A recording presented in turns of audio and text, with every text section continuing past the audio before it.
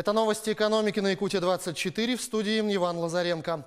Запрет на размещение хостелов и гостиниц в жилом фонде может привести к тому, что часть туристов будет вынуждена снимать комнаты и квартиры в частном секторе, что негативно скажется на объеме налоговых поступлений. Такое мнение высказал министр культуры и туризма Калининградской области Андрей Ермак. Напомню, Госдума 6 марта приняла в третьем чтении законопроект о запрете предоставления гостиничных услуг в жилых помещениях и многоквартирных домах. Речь идет не только о гостиницах, но и о хостелах. Мне кажется, принятие этого закона повлияет на рынок не бюджетных путешествий, а на определенную субкультуру туристов, молодых людей, которые много фотографируют и пишут в социальных сетях, которые привыкли меньше тратить на жилье в путешествиях, но больше на еду, музеи, развлечения и сувениры. Эти туристы не перестанут путешествовать, но уйдут в серый сектор. А это нехорошо для государства, так как налоги большинство участников не платят, отметил Андрей Ермак. Совет безопасности России работает над новой редакцией доктрины продовольственной безопасности страны. Действующий стратегический документ был принят еще в 2010 году. Срок его действия 10 лет, поэтому новая редакция доктрины должна быть подготовлена уже в этом году. Необходимость внесения изменений в доктрину продовольственной безопасности связана с изменением социально-экономического состояния страны, а также с появлением новых рисков, связанных с экономическими санкциями против России. Если в действующей на сегодня доктрине одной из основных задач для сельского и рыбного хозяйства ставилось импортозамещением, то сейчас уже идет речь о новой модели сельхозпроизводства, которая должна стать экспортно ориентированной. Если вспомнить о тех задачах, которые ставились в 2010 году, то в России должно было производиться не менее 90% основных продуктов питания для внутреннего потребления.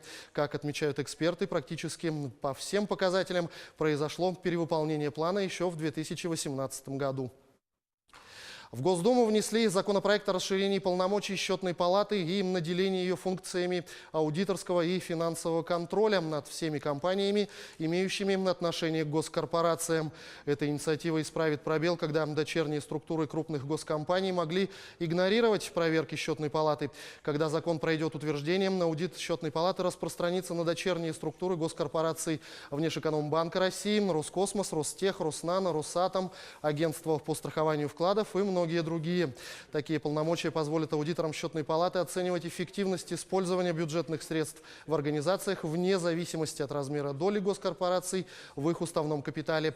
В результате под проверки могут попасть не только дочерние структуры, но и компании, где у госкорпораций нет контролирующей доли.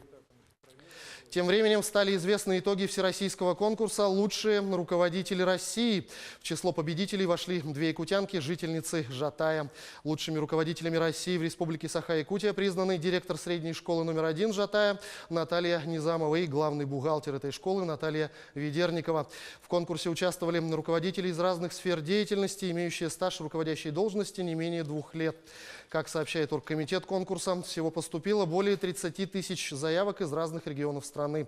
Эксперты оценивали нацеленность участников на результат, эффективность использования ресурсов, стратегическое мышление и умение работать в команде. Почти 150 медиков переедут в села и малые города Якутии по программам «Земский доктор» и «Земский фельдшер» в 2019 году, сообщила министр здравоохранения республики Елена Борисова. Президент страны Владимир Путин в послании Федеральному собранию сообщил, что медицинская помощь до конца 2020 года должна стать доступной во всех регионах страны, в том числе за счет реализации программы «Земский доктор». В 2019 году планируем направить 119 врачей и 27 фельдшеров, сказала Борисова, и отметила, что программа финансируется в рамках нацпроекта здравоохранения. Она добавила, что в прошлом году программой воспользовались 164 медицинских работника.